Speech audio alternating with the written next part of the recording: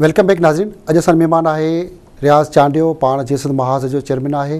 मां रियाज़ साहिब ॻाल्हि पई कई त कॉम्प्रेस सियासत जे हवाले सां कॉम्प्रेस सियासतदान जेके बि जमायतूं आहिनि, हींअर 12-13 कॉम्प्रेस जमायतूं आहिनि जेके कॉम्प्रेस सियासत कनि पियूं। साईं GM सैद जो हिकिड़ो अलॻि फ़लसफ़ो, उनखां पोइ ख़ुदि साईं GM सैद जे ख़ानदान सां लाॻापियल साईं जलाल शाह, ज़ैन शाह, उनजा पोटा, उहो अलॻि नज़रियो खणी वेठा आहिनि। कुआड़ी वारो झंडो, ॻाढ़ो झंडो उनखां हथु खणी विया आहिनि। अवां ॿिया टिया खोड़ सारा माण्हू, 5 पार्टियूं जेके उन ई ॻाढ़े झंडे, कुआड़ी वारे झंडे ते सियासत कयो पिया। साईं GM सैद ख़ानदान अलॻि सियासत करे पियो, त छा सबबु आहे? अॼु बि तव्हां उन साॻे फ़लसफ़े ते हलो पिया छो?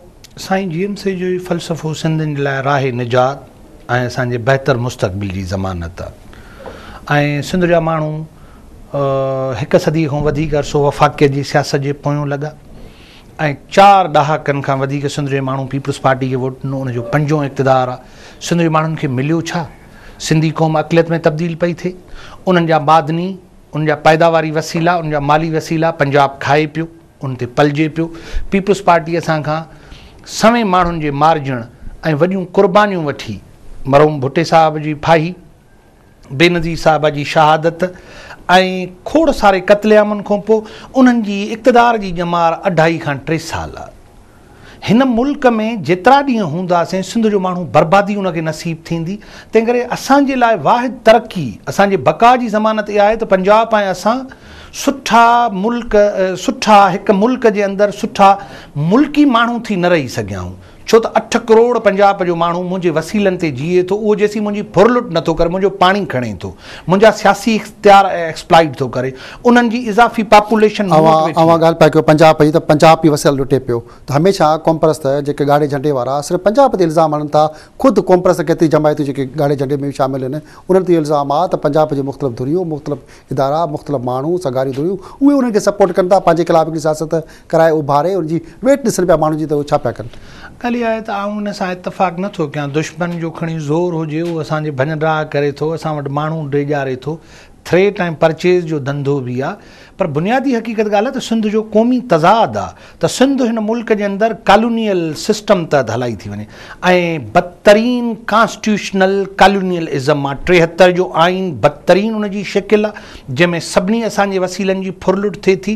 कॉम्प्रेस सियासत सिंध जे बका ऐं तरक़ीअ जी माण्हू त तव्हांखे कॉम्प्रेस सियासत जेके कनि था, उहा बका जी ॻाल्हि पिया कयो त कॉम्प्रेस सियासत जी बका आहे, मुल्क उहो टुटे, अलॻि वतन ठहे, आज़ादु वतन जी ॻाल्हि कयो पिया। माण्हू त को तव्हांखे वोट कोन पियो ॾे, को सपोर्ट कोन पियो करे। हिकिड़ो माण्हू खणी ॿुधायो जेके तव्हांखे वोट ॾे, इलेक्शन में ख़ुदि बीहो कोन था, असेंबली अचो कोन था, त पोइ अलॻि रियासत, अलॻि वतन कीअं ठहंदो, किथां जुड़ंदो? तव्हां ॻाल्हि इहा आहे त सिंध जो माण्हू रियाज़ चांडियो लोअर मिडिल क्लास जो माण्हू आहे, पर 7 अक्टूबर ते 7 जून ते रियाज़ चांडियो कमू शहीद ते धारी आबादगारी जे ख़िलाफ़ु मुज़ाहिरो थियण हज़ारे माण्हू था अचनि। सिंध जो माण्हू सिंध जे बका जे सवाल ते मूंसां गॾु आहे। अहिड़े नमूने सां जेके कॉम्प्रेस पार्टियूं उन्हनि में हज़ारनि जे तादाद में तव्हां ॾिठो माण्हू असां वोट में वञूं कोन था।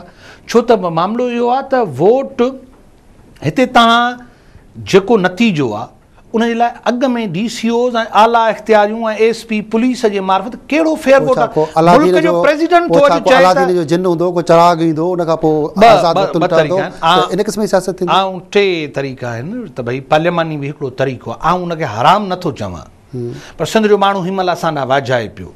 कॉम्प्रेस सियासत ऐं ख़ुसूसन GSN जे सियासत में फ़िक्रे साईं GM सैद जे सां लाॻापियल GSN महाज़ फ़ैसिलो कयो आहे त असां चूंडुनि में बीहंदासीं।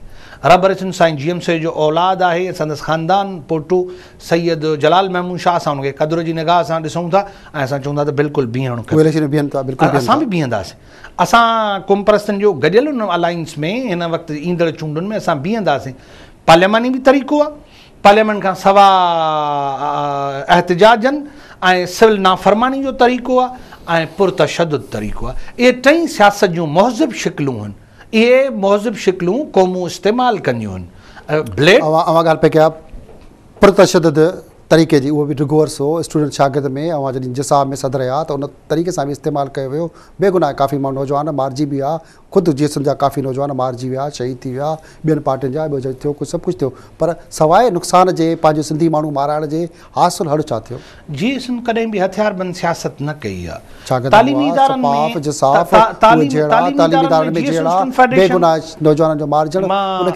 मां अर्ज़ु कयां त जेको तालीमी इदारनि जा झेड़ा आहिनि, जॾहिं बि पीपल्स पार्टी पार्टी बरसर इक़्तिदार ईंदी आहे त उहा सिपाफ खे ऑर्गनाइज़ कंदी आहे।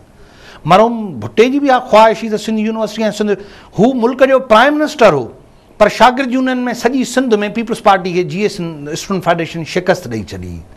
नतीजो इहो थियो त पुलिस ट्रेनिंग सेंटर शहदादपुर मां हिकिड़े एरी खे खणी सिपाफ जो सदर कयो वियो। हुकुमराननि जी सदाईं ख़्वाहिश रही आहे त सिंध जे तालीमी इदारनि में उन्हनि जूं ॿोलड़ा शागिर्द तंज़ीमूं अचनि ऐं उहे शागिर्दनि खे सिंधी हिकु ॿिया सिंधी माण्हू मारिया विया, सिंधी शागिर्द मारिया विया, ॿाहिरियों कहिड़ो धारियो मारियो कहिड़ो कारनामो थियो हिन सां सॼो। मूंखे इन ॻाल्हि ते अफ़सोस आहे त नौजवान उन में मारिजी विया आहिनि, पर मां सम्झां थो त उन में रियासती पेनिट्रेशन आहे। जॾहिं 73 जे आईन ते सिंधी माण्हू 73 जे आईन ते राणा लियाकत अली ऐं हफ़ीज़ पीरज़ादे खे जॾहिं चमाट लॻी 73 जो आईन जो ऐलान करे ऐं डॉक्टरेट जी डिग्री वठण पे आयो सिंध यूनिवर्सिटी में, जेका उनखे चमाट लॻी, उनजो रद्द अमल बि हो। उनजो बि रद्द अमल हो त जमहूरी तरीक़े सां सिंध जे तालीमी इदारनि, सिंध जो तालीमी इदारो सिंध जे शऊर जो मर्कज़ ऐं महवर आहिनि। उन जाइ तो जंहिं तरीक़े सां नौजवान शागिर्द सियासत जे जिसाफ़ ऐं सपाफ जे थ्रू, जंहिंमें अवां उन वक़्तु सदर बि रहिया, बेगुनाह जेको तालीम तबाह थी, हज़ारे नौजवाननि जी तालीम तबाह थी, उहे अॼु दर बदर आहिनि। ख़ुदि केतिरा ई जेके माण्हू जेके सही तालीम हासिलु न करे सघिया, अॼु उहे सियासत पिया कनि, जेके कुझु कनि पिया, उहो बि तव्हांजे साम्हूं। मां सिंध यूनिवर्सिटी मां पढ़ियो आहियां। मां पंहिंजे दौर में GS स्टूडेंट फेडरेशन जो मरकज़ी सदर रहियुसि। जसाफ क्लासनि जे बाइकाट जो ऐलान कयो हो, तालीमी बाइकाट जो ऐलान कयो होसीं मां जेसि ताईं 3 साल उनजो मरकज़ी सदर हुउसि, असां जहिड़ा न थिया त उनजो मरहूम मुर्तज़ा भुट्टो जीअरो हो, उन सिंध यूनिवर्सिटी ते हलां कराई। मां उन पाण उते मौजूदु हुउसि, पर असांजे दौर में को बि क़त्लेआम न थियो। असांजे दौर में SST खे मुनज़िम करे हमिलो करायो वियो ऐं मुंहिंजे ऑफिस ते कब्ज़ो करायो वियो सिंध यूनिवर्सिटी में, पर असां कुझु बि न कयोसीं। इन करे त असां न पए चाहियोसीं त पंहिंजे भाइरनि सां विढ़ूं, असां उनखे रोकण जी कोशिशि कई आहे। पर धुरियूं ते क़ौमपरस्त सियासत ऐं साईं GMC जे फ़िक्र जे ख़िलाफ़ु मुनज़िम नमूने सां रियासती इदारनि, कॾहिं सिपाफ खे, कॾहिं new Sindhi student federation NOSOSO जे पंजाबियुनि गुंडनि खे, ऐं उते ताक़तवर करे असां ते वक़्तनि ब वक़्तनि हमला कराया विया आहिनि। ॻाल्हि इहा आहे, शहीद अब्दुल सूमरो, शहीद रज़ामंद बंगलाणी, उहे पंजाबियुनि मारिया हुआ।